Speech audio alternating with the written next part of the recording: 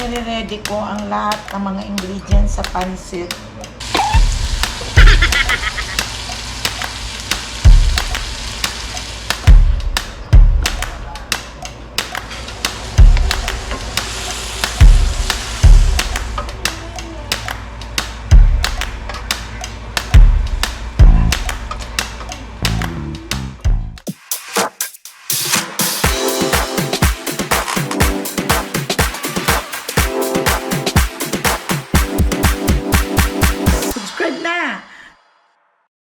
Welcome back to my channel, my friends and friendship.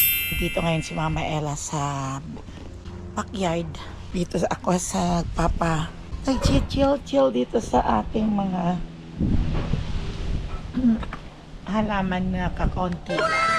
My friends and friendship, good morning. Kumusta kayong lahat dyan? At sana ay nandyan kayong lahat sa mabuting kalagayan at malayo sa sakit. At sana ang lahat ay happy like Mama Ella. My friends and friendship, today is morning, Sunday. Sunday ngayon at hindi pa kami nakapag-breakfast ni Papa Dudes. Wala naman kaming minamadali. Kaya magluluto lang ako siguro ngayon ng pang-microwave lang ng banana, yung plantain. At saka may ginawa ko kahapon ginataang bilo-bilo. Kaya yun ang aming kakainin lang ngayon. May mga tinapay naman kami, pero gagawa pala ako ng pansit. Yung pansit na walang kamatayan. Yung mayroong buhay na pansit. Kasi birthday ngayon ni Samantha noong 24th, but ngayon ang celebration niya, na sila ng mga friends lang. Hindi naman kami pupunta doon ni Papa Dudes. At sila mga bata lang naman. Kaya ako nandito lang kaming dalawa, manonood lang ng TV. Yun lang naman ang happiness naming dalawa ni Papa Dudes. Kung dito si Cash, si Zoe, sila lang naman. Yun talaga ang ating buhay ng mga senior. Wala nang ibang outlet. Yun na lang na nga. Yun na. Kaya, kumusta kayong lahat done after the storm sa Philippines? Sana ay nakasurvive naman ang lahat. At pray ko lang na ingat-ingat lang kayo always. Huwag niyong kalimutan ang pag-iingat ng inyong mga sarili.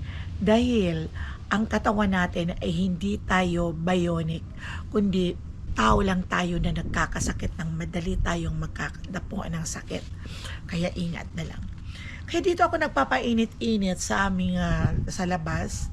At hindi na yata ako nakakatikim ng araw. Parati nilang doon sa loob. My friends and friendship, ang buhay dito sa Amerika is boring talaga, as in boring. Mabuti may natitira ko dito ang pansit. Marami na to pag niluto. May mga naiwan pa ko dito. Kaya lulutuin ko na yan ngayon para kay Samantha. Samantha birthday na, 11th birthday ng apo kong si Samantha. Napunta sila ng Las Vegas at Disneyland. Tapos nung 24 yun ang birthday, umuwi na sila, kaya ngayon pa lang nila isi-celebrate yung sila lang ng mga friendship niya at hindi na kami pupunta at may silang magkakapatid, sila Judelia, sila Shanela at sa mga kapatid ay mag-chill lang sila daw doon, magwa-wine pero hindi na kami pupunta ni Papa. Nandoon sa IKEA. Ang tamis nitong saging. Ito yung plantain.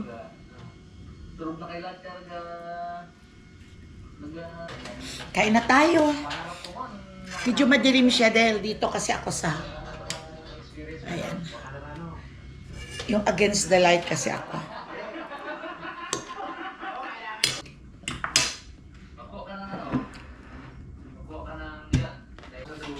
Sabi ko, magano ako ngayon gagawa sana ako ng ano nang iniisip kong gagawin ngayong araw na to. Gusto ko lang na hindi ako naboboard. Sabi ko gawa ako mamaya ng bread pero hindi naman natutuloy. Pero tingnan natin mamaya. Kakain lang muna tayo, my friend. At least nakapag-ayos na din si Mama Ella. Sunday naman sabi ko, off ngayon ni Inday. Off ni Inday. May time si Mama Ella na mag-lipstick. Minsan wala na, parang akala mo nadaganan na ng piso ng mukha ni Mama Ella. Okay, kain muna tayo. Tapos na kaming kumain. Kaya, what is next? Magluluto at maghuhugas ng plate Hindi talaga ako matatakbuhan itong mga plate na to, my friends and friendship. Siguradong nandito ito parati all the time sa akin.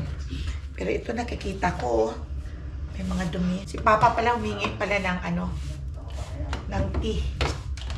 Dali lang, Paps. Kunin muna natin itong mga madudumi. Linggo ngayon, kaya si Mama Ella ay magpapaganda naman. Okay, ligpit ko muna to, my friends and friendship. Say hi to my friends and friendship. Hi. Ayan siya nakaplastada.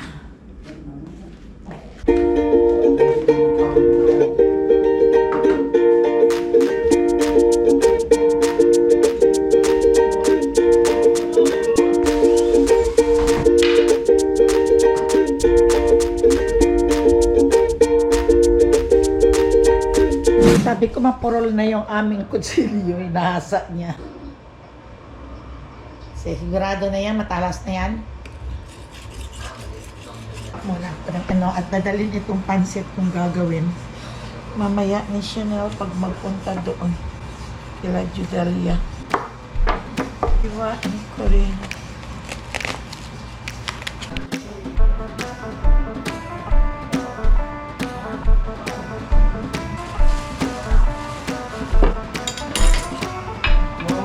Wow, panas.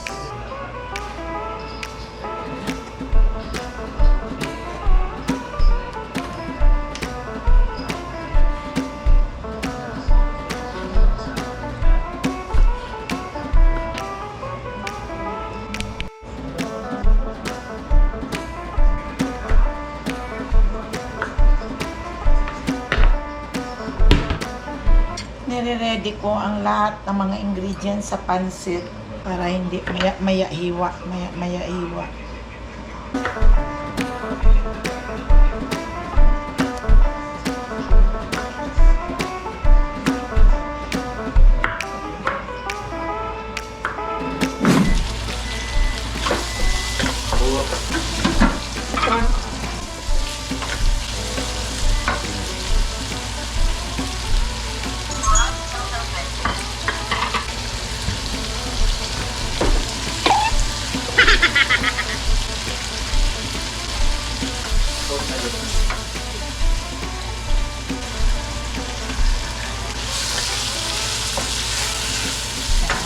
Oyster sauce para maglasa. My friends and friendship, ayaw ko yung maraming sahog sa pansit. Yung maraming karne, maraming pork. Hindi ako nakabili ng chicken broth, pero yun ang hinahalo ko. Yun ang pinakatubig ko pag mayroon akong, nagagawa ako ng pansit. Kahit kakaunti lang ang aking sahog at may chicken broth. Pero iniisip ko rin mayroon akong chicken oil ditong positionin. At saka mayroon din ako ditong oyster sauce.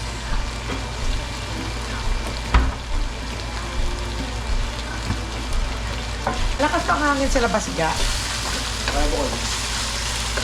Kahapon, doon ako nagpiprito ng bangos.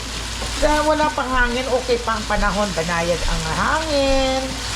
Tapos after all, hindi ko pa natapos ang mga niluluto. Hindi ko pa naiprito. Hindi pa namumula yung piniprito ko. Pero bigla ba namang lumakas ang hangin. Hindi pumasok na lang ako dito sa loob.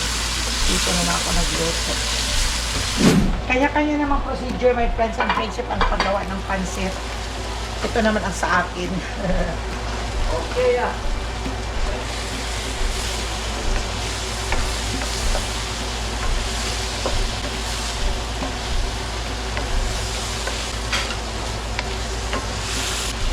inaalis nila pagkatapos may gisa dito ang mga gulay. Ako hindi ko na inaalis. Okay lang.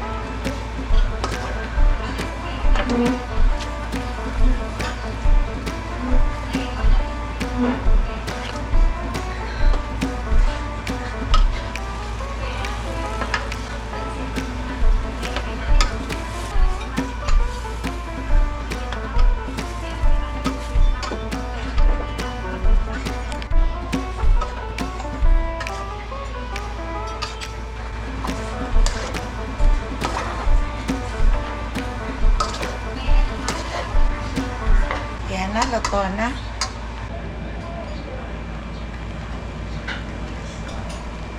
Ano kinakain mo niyan? Yung kuga. Yang Mama kuga. Elas yung kuga. Yan ko ba sa atin, no? Sa Aklano yung kuga. Sa Tagalog, Bilo-bilo. bilo-bilo. Ginataan. Ginataan. Bilo-bilo. Ginataang bilo-bilo. Pero sa ibang lugar, di ano tawag nila sa yung kuga? May tawag silang iba eh. Oo. Magluluto ako ng aming ulam ni Papa Dudes. At itong aking lulutuin, my friends and friendship, ay kasunod ng pansit, ay ang pork ribs. Yung nabili ko sa Costco. Naluto na yung pansit. Meron na. Papadala ko yun sa birthday kay Sam. Yun ang hinihingi. Tapos itong gagawin ko na lang ay simple lang na magsusweet and sour. Ito ang ribs. Sweet and sour ko na lang ito. At yung simpleng loto.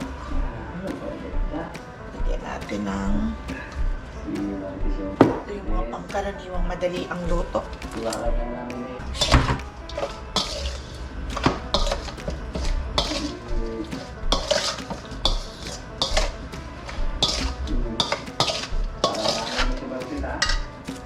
Marami pa akong ribs doon, pero hindi ako nagluluto ng marami dahil parati na lang may friends and friendship na hindi na uubos.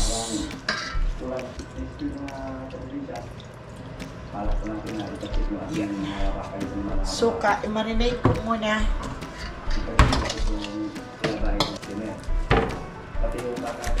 Pala itong isang kutsilyo ko.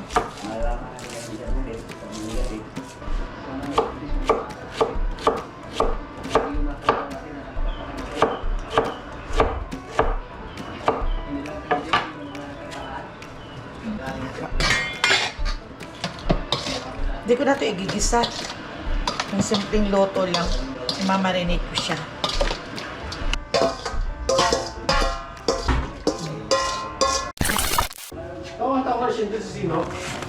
Kain muna tayo ng boy bawang. Hapon. Nakabili ako nito kahapon. Sarap ng boy bawang. Hindi maalat. Lalo nitong bawang. Crunchy. Ayaw mo ng boy bawang? Niluto ko na lang yung sweet and sour. Ang lasa nito, my friends and friendship, ay matamis na maasim. Yung ribs ito, oh.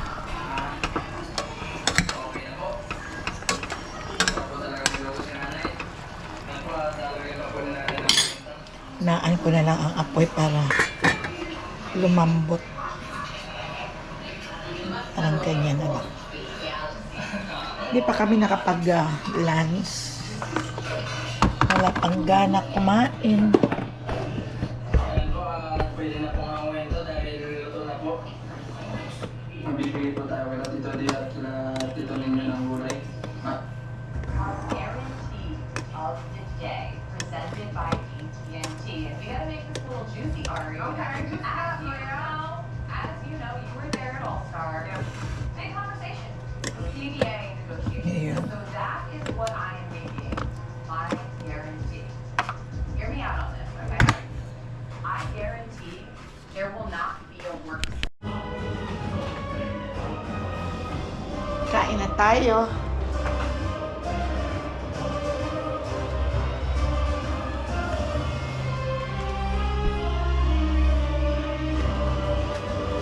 Naan mo, di? Ang volume. Kaya pala, maraming sasakyan dito sa may kalsada. Ayan o, tingnan niyo yung kalsada. Maraming nakaparking na sasakyan. Inalis nila sa mga lugar nila para hindi tuloy ang babae.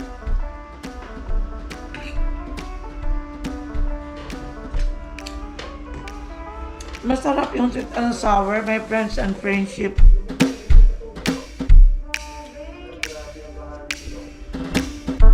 Ayun, yan nga harap. Masarap no?